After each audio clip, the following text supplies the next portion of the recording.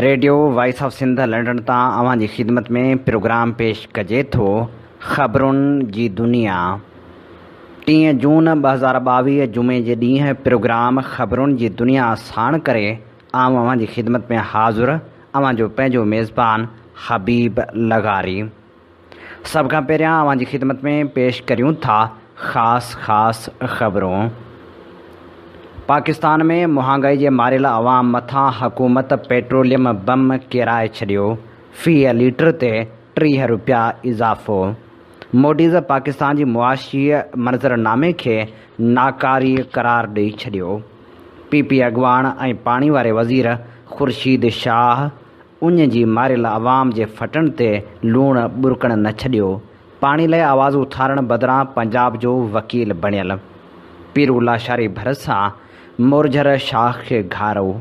मुख़्तलिफ़ शहरनि में आबादकारनि जा पाणी जी खोट ख़िलाफ़ एहतिजाजी मुज़ाहिरा। वुमेन एक्शन फोरम पारां औरतुनि जी भलाई लाइ बजट रखण जो मुतालबो।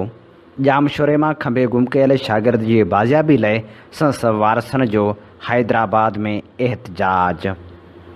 हाणे अवां जी ख़िदमत में पेश करियूं था तफ़सीली ख़बरूं।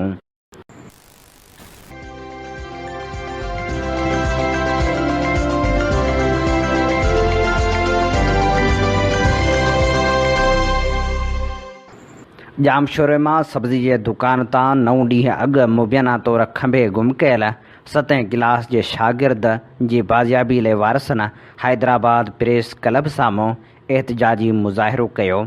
उन मौक़े ते मंज़ूर अहमद तीवणो इल्ज़ाम हणंदे चयो त 25 मई ते मंझंदि जो 3 वॻे धारे मुंहिंजे पुटु सईद अहमद तीवणो खे सब्ज़ी जे दुकान तां कार ऐं 2 मोटर साइकिलनि ते सवार सादा कपिड़ा पहिरियल अणॼातल अहलकार खंभे खणी विया, जंहिंजो 9 ॾींहं गुज़रण बावजूदि को बि पतो पइजी नाहे सघियो। हुन चयो त जामशोरो पुलिस सां राबितो करण ते पुलिस 5 ॾींहंनि ताईं जो वक़्तु घुरण बावजूदि पुटु बाबति कुझु बि ॿुधाइण लाइ तयारु नाहे। हुन चयो त पुट जी गुमशुदगी सबबि घर भाती सख़्तु परेशानी जो शिकार आहिनि। हुन चयो त संस पुटु 7हें क्लास में पढ़ंदो आहे। हू कंहिं बि ॾोहारी सरगर्मी में मुलविस न आहे। हुन मुतालबो कयो त जल्द पुट खे बाज़ियाब कराए इंसाफ़ फ़राहम कयो वञे। मईशतनि जी दर्जाबंदी कंदड़ आलमी इदारे मोडीज़ पाकिस्तान जी मुआशी मंज़रनामे खे मुस्तहकम मां नाकारी करे छॾियो। परॾेही मीडिया मूजिबि मोडीज़ पाकिस्तान जे मक़ामी ऐं परॾेही करंसी जी सूरतहाल खे गैर मुस्तहकम करार ॾिनो आहे। मोडीज़ पाकिस्तान जी रेटिंग B3 रखी आहे ऐं आउटलुक मुस्तहकम खां नाकारी करे छॾियो आहे। मोडीज़ मूजिबि ॿाहिरी मुआशी ख़तरनि सबबि पाकिस्तान जी रेटिंग नाकारी कई वई आहे। परॾेही फिनांसिंग हासिलु करण में गैर यकीनी सूरतहाल सां रेटिंग काटू थी आहे। मोडीज़ जो चवणु आहे त महांगाई सबबि ॿाहिरी मुआशी सूरतहाल बिगड़ी रही आहे। करंट अकाउंट खसारे ऐं करंसी ते दबाव वधियो आहे। सियासी ख़तरनि सबबि मुआशी मुस्तक़बिल गैर यकीनी नज़र अची रहियो आहे। मोडीज़ मूजिबि IMF प्रोग्राम जी बहाली गैर यकीनी नज़र अची रही आहे। परॾेही फिनांसिंग ते बि गैर यकीनी जा ककर छायल आहिनि। हलंदड़ साल पाकिस्तान जी GDP 4.5 खां 5% ताईं रहण जो इम्कान आहे। हलंदड़ साल जारी खातनि जो खसारो 3.5 खां 4% ताईं रहण जो इम्कान आहे। सियासी हालतुनि सबबि IMF जे शर्तनि ते अमल दरामद में ॾुखियायूं आहिनि। PTF जे मरकज़ी अॻवान इंतज़ार छलगरी चयो आहे त मेरिट ते क्वालिफाई कंदड़ उस्तादनि खे आख़िर कहिड़े ॾोह जी सज़ा ॾिनी पई वञे। खेनि अज़ियत ॾियण क़ाबिलियत जो क़त्ल आहे। कंबर शहदाद कोर्ट जे RBI ज़रिए मेरिट ते ईंदड़ उस्तादनि खे 2 महीना अॻु ऑफर ॾियण जो मरहलो पूरो थियण ऐं पोस्टिंग बाबति समूरियूं फॉर्मेलिटीज़ पूरियूं करण बावजूदि पहिरें मरहले जे उस्तादनि खे पोस्टिंग जी गैर मंतक़ी शुरूआति थी। पोएं मरहले जा सवें उस्ताद काफ़ी ॾींहंनि खां पोस्टिंग लाइ परेशान आहिनि। खेनि हक़ीक़ी मालूमात ॾियण लाइ का बि जामे रथाबंदी नज़र नथी अचे। तालीम खाते जे ज़िम्मेवार ऑफिसरनि मुताबिक़ डिपार्टमेंट तरफ़ां DRC पोस्टिंग लाइ कंप्लीट आहे। अलबत्ता देर जो सबबि रेवेन्यू साइट जे मेंबरनि तरफ़ां DRC ते सिग्नेचर जो इनकार आहे। असीं PTLF जे प्लेटफार्म तां आला इख्तियारनि ते वाज़ह था करियूं त मेरिट ऐं शऊर खे रुसवा करण बजाए खेनि बिना देर पोस्टिंग आर्डर ॾेई संदन मंझां बेचैनी जो ख़ात्मो आंदो वञे। ॿी सूरत में 7 जून ते हक़नि जी हासिलात लाइ ऐलानियल कराची वारे धरणे बाद ज़िले लेवल ते PTLF जे प्लेटफार्म तां पुरमन एहतजाज जी हिकमत अमली तरतीब ॾिनी वेंदी। बख्शापुर जे कचे वारे गबलो थाणे जी हद में पुलिस हफ़्तो अॻु बख्शापुर थाणे जी हद मां ट्रैक्टर चोरी जी वारदात थी हुई। उन सिलसिले में पुलिस ट्रैक्टर जी मौजूदगी जी इतलाह ते मियाणी हेठ बडाणी ऐं बख्शापुर थाणे जे SHOs ग़ुलाम कादर जतोई ऐं मियाणे थाणे जे SHO इलियास ओढो समेत 5 पुलिस एहलकार APC चैन ज़रिए कचे जे गबलू वारे इलाइक़े में लही पिया। जिते कचे जे इलाइक़े में पुलिस जी APC चैन फासी पई त हथियारबंद टोले पारां APC चैन खे पंहिंजे घेरे हेठि आणे छॾियो ऐं हवाई फायरिंग कंदा रहिया। ज़रियनि मूजिबि ॾोहारियुनि पुलिस एहलकारनि खे हथियार फिटा करण जो चयो ऐं पुलिस एहलकारनि जवाब में फायरिंग न करण जो यकीन ॾियारियो। जंहिं बाद ॾोहारी टोले SHO ऐं पुलिस एहलकारनि खे APC चैन मां कढी थाक ते यरगमाल करे विहारियो ऐं इतलाह ते ज़िले जी पुलिस नफ़री APC चैन ज़रिए कचे में लहण खां अॻु ई धाड़ियल टोले पारां यरगमाल कयल SHOs ऐं पुलिस एहलकारनि खे आज़ादु करे छॾियो। ज़रियनि मूजिबि धाड़ियल टोले पारां पुलिस खे चयो वियो त असां को ॾोह न कयो आहे, पर पुलिस खे असांखे बिना जवाज़ तंग करे रही आहे ऐं असांजो माल बि पुलिस काहे वई आहे। जेकॾहिं ॿीहर पुलिस असांखे तंग कयो त पोइ असां बि जवाबु ॾींदासीं। ज़रियनि मूजिबि कचे जे गबलू वारे इलाइक़े में पुलिस एहलकारनि जे ॾोहारियुनि हथां यरगमाल थियण वारे मामले बाद SSP कश्मीर कंध के कोट SHO इलियास ओढो ऐं SHO अब्दुल कादर जतोई खे SSP ऑफिस घुराए वरितो। ॿिए तरफ़ राब्तो करण ते SSP अमजद शेख ॿुधायो त अहिड़े क़िस्म जी का ॻाल्हि न आहे। हथियारबंदनि पुराणी हिकु वीडियो सोशल मीडिया ते वायरल कई आहे। असांजे ज़िले कश्मीर कंधकोट जो को बि पुलिस एहलकार अगवा या यरगमाल नाहे थियो। ख़ैरपुर जी सिविल अस्पताल में डॉक्टर जो अनोखो कारनामो, ज़िंदा औरत खे मुर्दो करार ॾेई छॾियाईं। औरत होश में अचण बाद अस्पताल में मौजूद डॉक्टरनि में थरथलो पइजी वियो। रोड हादसे में ज़ख़्मी थियल मसमात नगमा खे सिविल अस्पताल जे एमरजेंसी वार्ड में दाख़िल कयो वियो हो, जिते 2 ॾींहनि खां को बि डॉक्टर ज़ख़्मी औरत जे इलाज लाइ लड़ी न आयो। 2 ॾींहं औरत जो इलाज न थियण ते वारसनि दाहूं कयूं। तंहिंखां बाद डॉक्टर चेक करणु पहुतो, जिते ज़ख़्मी औरत खे चेक करण बाद हुन औरत खे फोती ॼाणाए लाश खे खणाए वञण जो चयो। फ़ौत थियण जी ख़बर मिलण बाद वारसनि में रोज़ राड़ो पइजी वियो। रोज़ राड़े जे आवाज़ ते फ़ौत ॼाणल औरत जागी पई। अहिड़ो इतलाह वारसनि डॉक्टरनि खे ॾिनो त डॉक्टरनि में थरथलो मची वियो, जंहिंखां पोइ औरत जो चेकअप कयो ऐं खेसि अस्पताल में दाख़िल कयो वियो। वफ़ाक़ी हुकूमत महांगाई जे मारियल अवाम ते पेट्रोलियम ऐं बिजली बम किराए छॾियो। पेट्रोलियम शयुनि जे अघनि में हिकु भेरो ॿीहर 30 रुपया फ़ी लीटर वाध कई वई, जॾहिं त बिजली जी क़ीमत में 7 रुपया 91 पैसा फ़ी यूनिट ताईं वाध जी मंज़ूरी ॾिनी वई। काल्ह नाणे वारे वफ़ाक़ी वज़ीर मुफ्ता इस्माइल प्रेस कॉन्फ्रेंस कंदे पेट्रोलियम शयुनि जे अघनि में 30 रुपया फ़ी लीटर वाध जो ऐलान कयो। प्रेस कॉन्फ्रेंस कंदे हुन चयो त पेट्रोल जी क़ीमत में 30 रुपया फ़ी लीटर वाध कई वई आहे, जंहिंखां पोइ पेट्रोल जो 1 लीटर 209 रुपया 86 पैसा थी वियो आहे। डीज़ल जी क़ीमत में पिणु 30 रुपया फ़ी लीटर वाध कई वई आहे। डीज़ल जी नई क़ीमत 204 रुपया 15 पैसा फ़ी लीटर थी वई आहे। हुन वधीक चयो त लाइट डीज़ल ऑयल जी क़ीमत में बि 30 रुपया वाध कई वई आहे, जंहिं बाद उन जी क़ीमत 178 रुपया 31 पैसा फ़ी लीटर थी वई आहे। मुफ्ता इस्माइल चयो त घासलेट जी क़ीमत में 26 रुपया 38 पैसा वाध कई वई आहे, जंहिंखां पोइ उहो 181 रुपया 94 पैसनि जो थी वियो आहे। हुन चयो त क़ीमत में वाध बावजूदि हुकूमत लाइट डीज़ल ते 8 रुपया, पेट्रोल ते 9 रुपया ऐं हाई स्पीड डीज़ल ते 23 रुपया नुक़सान बर्दाश्त करे पई। हुन चयो त असांखे अंदाज़ो आहे ऐं सम्झूं था त उन फ़ैसिले सां ग़रीबनि जी तकलीफ़ुनि में इज़ाफ़ो थींदो, पर हिन वक़्तु सॼी दुनिया में पेट्रोलियम शयुनि जा अघ वधी रहिया आहिनि। हुकूमत सॼो साल ग़रीबनि खे रिलीफ ॾियण लाइ खंडु 70 रुपया फ़ी किलो ऐं अटो 40 रुपया फ़ी किलो विकिरो कंदी रहंदी। मुफ्ता इस्माइल चयो त हिन वक़्तु हुकूमत यूटिलिटी स्टोरनि ते गिह ऐं तेल ते 100 रुपया सब्सिडी ॾेई रही आहे, जॾहिं त चांवरनि ऐं दाल ते बि सब्सिडी ॾिनी पई वञे। ॿिए तरफ़ नेपरा पिणु हिकु भेरो ॿीहर बिजली जी क़ीमत में 7 रुपया 91 पैसा फ़ी यूनिट ताईं वाध जी मंज़ूरी ॾिनी। सैयद ख़ुर्शीद शाह उञारी सिंध जे ज़ख़्मनि ते लूणु बुरकण वारी आदत अञा बि नाहे छॾी। काल्ह बि हुन प्रेस कॉन्फ्रेंस कंदे चयो त कालाबाग डैम जो मनसूबो सियासी थी वियो आहे। सिंध खे दासू ऐं भाषा डैमनि ते एतिराज़ु न आहे त कालाबाग डैम ते एतिराज़ जो को सबबु हूंदो। जेकॾहिं हीअ हुकूमत इस्तेहकाम सां हले थी त ईंदड़ 15 सालनि में कर्ज़ ॾींदड़ मुल्क बणिजी वेंदो। अहिड़नि ख़्यालनि जो इज़हार हुन तरबेला 5 तोसी मनसूबे जे दौरे जे मौक़े ते सहाफ़ियुनि सां ॻाल्हाईंदे कयो।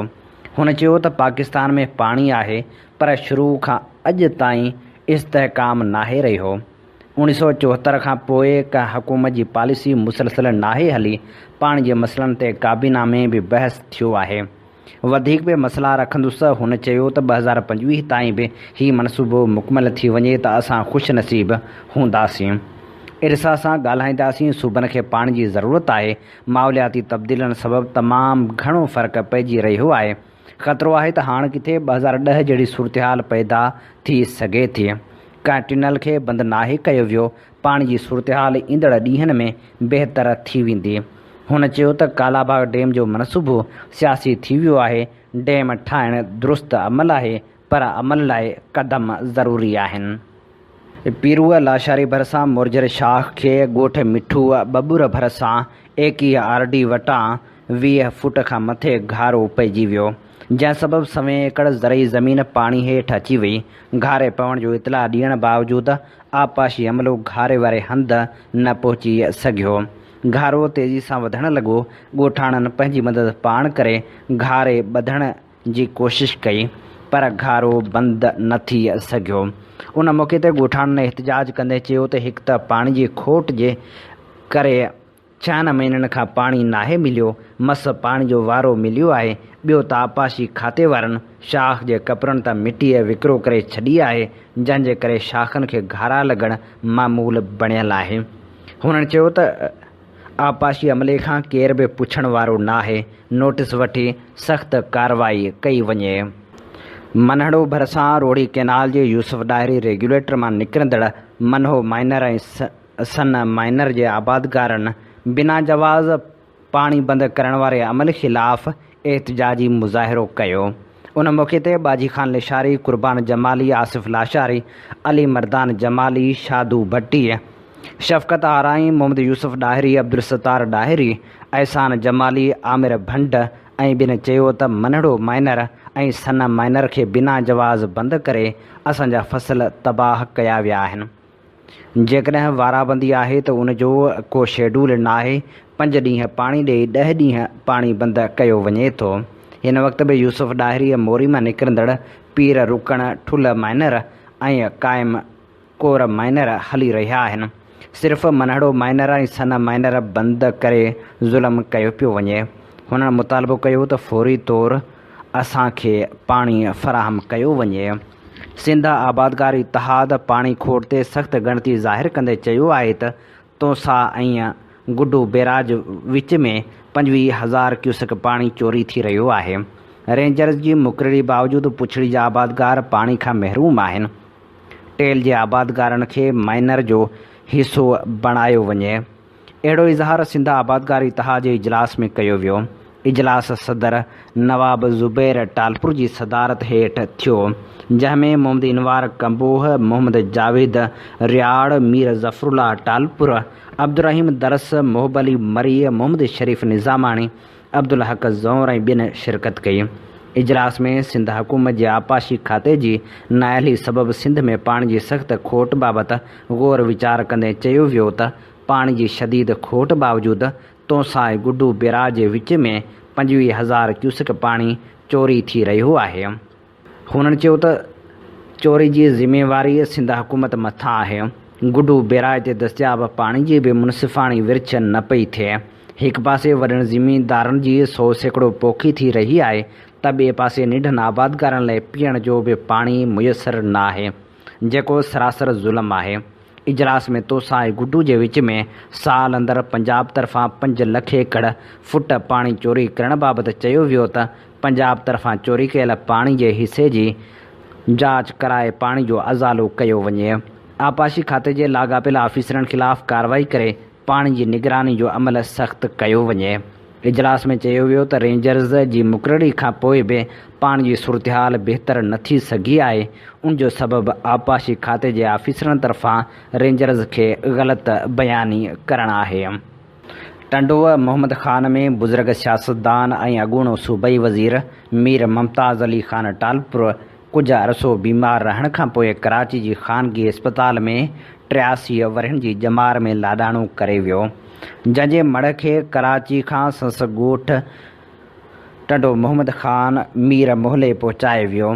जनाज़े निमाज़ शहर जी मीर ग़ुलाम अली पार्क में अदा कई वई, जंहिंमें MNA सैयद अमीर अली शाह जामोट, अॻूणे सूबाई वज़ीर कबूल मोहम्मद शाह, PPMPA सैयद एजाज़ शाह बुखारी, सैयद ज़ुल्फ़कार शाह, नवाब गनी टालपुर, मीर सजाद टालपुर, मीर माशूक टालपुर, मीर राजा टालपुर, मीर सजाद जान सरहंदी ऐं ॿियनि शिरकत कई। मरहूम खे संसाबाणे मीरनि जे क़ब्रिस्तान में मिटी माओ हवाले कयो वियो। औरत मार्च ऑर्गेनाइज़ कमेटी ऐं वुमेन एक्शन फोरम जे अॻवाननि सिंध हुकूमत खां मुतालबो कयो आहे त ईंदड़ सालियानी बजट में सिंध जे औरतुनि जी भलाई, तालीम, सिहत ऐं रोज़गार जे लाइ मुनासिब बजट मुक़ररु करे सिंध जे 4 वॾनि शहरनि कराची, हैदराबाद, सखर ऐं लाड़काणे में वर्किंग वुमेन हॉस्टल जोड़ायूं वञनि। न्याणियुनि जी तालीम जे लाइ ट्रांसपोर्ट जो बंदोबस्तु करे तालीम हासिलु करण जे लाइ ॻोठनि खां शहरनि ॾांहुं ईंदड़ न्याणियुनि जी तालीम खे बचायो वञे। बजट में औरतुनि जे रोज़गार ऐं खेनि मुआशी तौर ते सघारो करण जे लाइ रक़म मुक़ररु कई वञे। काल्ह हैदराबाद प्रेस क्लब में औरत अॻवान ऐं नामियारी लेखिका अमर सिंधु, हसीन मुसरत शाह, रूबीना चांडियो ऐं ॿिनि गॾियल प्रेस कॉन्फ्रेंस कंदे चयो त सिंध हुकूमत औरतुनि जे मसइलनि जे हल लाइ जिते मुस्बत क़दम खणी रही आहे ऐं कानून साज़ी में समूरनि सूबनि खां अॻिते हूंदी आहे, उते सिंध जी दारुल अमान में पनाह वठंदड़ औरतुनि जी हालति इंतिहाई ख़राबु आहे। दारुल अमान में मर्द अमले जी मौजूदगी हमेशह मसइलनि जो सबबु बणी आहे। दारुल अमान जूं ठाहियल कमेटियूं काग़ज़नि ताईं महदूद आहिनि। हुननि चयो त सिंध जे मेडिकल यूनिवर्सिटियुनि समेत अवामी शोबनि जे यूनिवर्सिटियुनि में सिर्फ़ु 13 खां 30 सैकड़ो औरतुनि जी दाख़िला आहे। हुननि चयो त तालीमी रोज़गार में औरतुनि खे सहूलियतूं फ़राहम कयूं वञनि। सिंध यूनिवर्सिटीअ जामशोरे जे बॉयज़ हॉस्टल में बुनियादी सहूलियतूं न हुजणु, शागिर्दनि जी तलाशी वठण ऐं महिमाननि खे हॉस्टल में न छॾण ख़िलाफ़ शागिर्दनि मुख गेट अॻियां एहतिजाजी मुज़ाहिरो करे धरणो हयो। उन मौक़े ते शागिर्द ज़ेब जतोई, आकाश लाखो, एजाज़ मलाह, फिदा पहवर, हालार जमाली ऐं ॿिनि चयो त हॉस्टलनि में पीअण जे थधे पाणी ऐं इंटरनेट जी सहूलियत बि न आहे। महिमाननि खे तारुफ़ कराइण बावजूदि बि हॉस्टलनि अंदरि न पियो छॾियो वञे। रोज़ानो शागिर्दनि जी चेकिंग करे शागिर्दनि जी तज़लील कई वञे थी। हुननि मुतालबो कयो त शागिर्दनि जे मसइलनि जो नोटिस वठी मसइला हल कया वञनि, ॿी सूरत में एहतिजाज जो दाइरो वधायो वेंदो। कड़ियो गंवर भरिसां ॻोठ पीर ॾिनो राहिमो में झूने कोमप्रस्त अॻवान उस्ताद मोहम्मद राहिमो जो वॾो भाउ मोहम्मद हुसैन राहिमो पुटु पीर ॾिनो राहिमो कुझु अरसो बीमार रहण बैदि काल्ह लाॾाणो करे वियो। मरहूम जी जनाज़े निमाज़ अॼु सुबुह 9 वॻे कड़ियो गहवर लॻ अबाणे ॻोठ में अदा कई वेंदी। पिरियालो जे कचेवारा इलाइक़े में ज़मीन जी मालिकी तां ओढा बिरादरी जे 2 सौट धुरियुनि में झेड़ो, फायरिंग में नौजवान क़त्ल थी वियो। पिरियालो भरिसां कचेवारा इलाइक़े फैज़ मोहम्मद बंडो थाणे जे हद ॻोठ कलंदर बख़्श ओढो में ज़मीन जी मालिकी तां 2 सौटनि में झेड़ो थी पियो। उन दौरान फायरिंग पिणु कई वई, जंहिंजे नतीजे में गोलियूं लॻण जे करे 30 वरहनि जो अरबेलो उर्फ़ भूरल पुटु नूर मोहम्मद उर्फ़ नूरल ओढो मौक़े ते क़त्ल थी वियो। वाक़े बाद जवाबदार धुर जा माण्हू मौक़े तां फ़रार थी विया। ही असीं अवां जी ख़िदमत में पेश करे रहियासीं ख़बरूं। इन ते प्रोग्राम ख़बरुनि जी दुनिया पुॼाणी ते पहुचे थो। पंहिंजे मेज़बान हबीब लगारी खे ॾींदा इजाज़त। जेॾहं पेर तेॾहं ख़ैरु।